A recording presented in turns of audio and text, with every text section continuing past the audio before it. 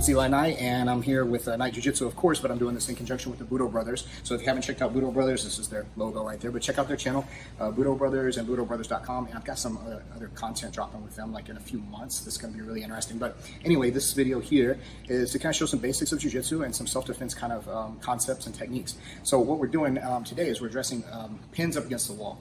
If I get stuck up against the wall, my back is to the wall, and this guy is, he's pinning me somehow, or he's attacking me somehow. So we're thinking in a couple different scenarios.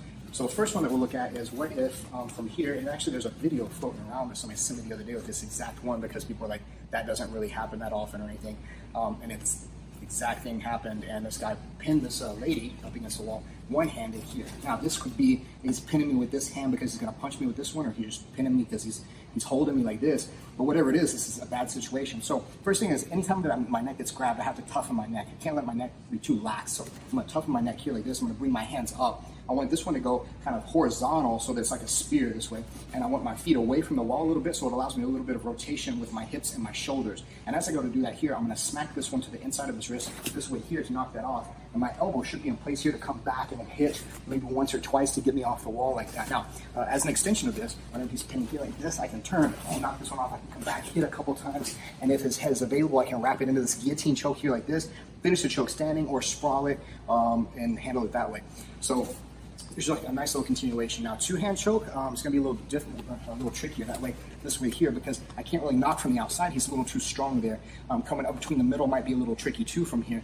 So one that we tend to address like this in Jiu-Jitsu is that I'm gonna take both of my hands and throw them back on both of his hands like this until I find some finger. Now, I don't have necessarily a finger in mind, but whenever I find a finger that's loose, I'm gonna grab it this way here, and I wanna peel it away from me. Then I'm gonna switch over to grab the base of his wrist to keep his arm stagnant, and then I'm gonna reach down like this. I wanna try to snap that thing off so that he's not choking me with that any longer. So, it's important. So when we're here like this, so I want to reach up like this here, and I'm going fishing with my finger, so I increase my chances of finding that finger that's loose. Once I find one and I get it here, I'll come over and grab the base of the wrist here, and I'm going to peel this finger back toward him, and I want to snap down like this. It's not me holding and trying to control him. It's me trying to get rid of that so he's not choking me with that finger any longer. So that's one hand and two hand. Now, some other different variations that might happen is like, what if he's grabbing me by material and he's pinning me up against the wall, maybe here like this, by my shirt, or by my shoulders here like this. Now, from here, if he's pinning, typically pins tend to go with a little wider grip than closer grip. Closer grips tend to be more pulling, and wider grips tend to be more pushing. So knowing that here, I want to go up between the hands if the space is available, and I want to go up here. I want to try to touch my thumbs up toward the top of my head. My elbow is going to clear the line of his elbow here like this, and once I clear that, I'm going to wrap inside here. Once I wrap over the arms nice and tight, I'm going to connect my wrist to my hand, and then I want to keep a control above here like this. As I go here, I turn to the side, and I want to ram him into the wall this way. So I have these overhooks on him, pressing him into the wall. From here, I can throw knees here like this. I can maybe look for a takedown, or I can disconnect, go back to striking, and get myself out of the situation, if that's the case. So one more is, what if he has me in a headlock up against the wall?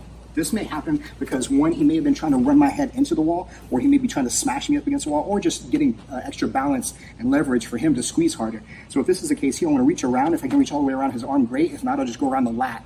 I want to hold this hand here and monitor it at first, so if he wants to start punching, I've got this one monitored.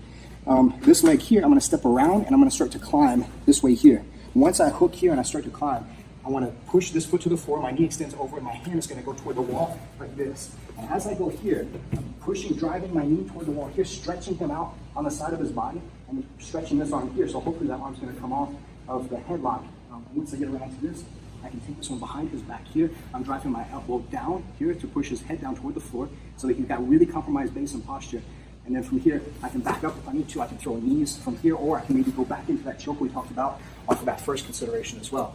So these are not all-encompassing different ways I can be pinned up against the wall, but these are some of the most common ones. One-hand choke, two-hand choke, grabbing the shirt material, or grabbing into a headlock. So go back and review these, check them out again, watch them, rewind, and all that stuff. And if you have any questions or comments, let me know in the comment section. And again, keep watching my stuff, but also check out the Budo Brothers, BudoBrothers.com, and the Budo Brothers channel on YouTube. Thank you, guys.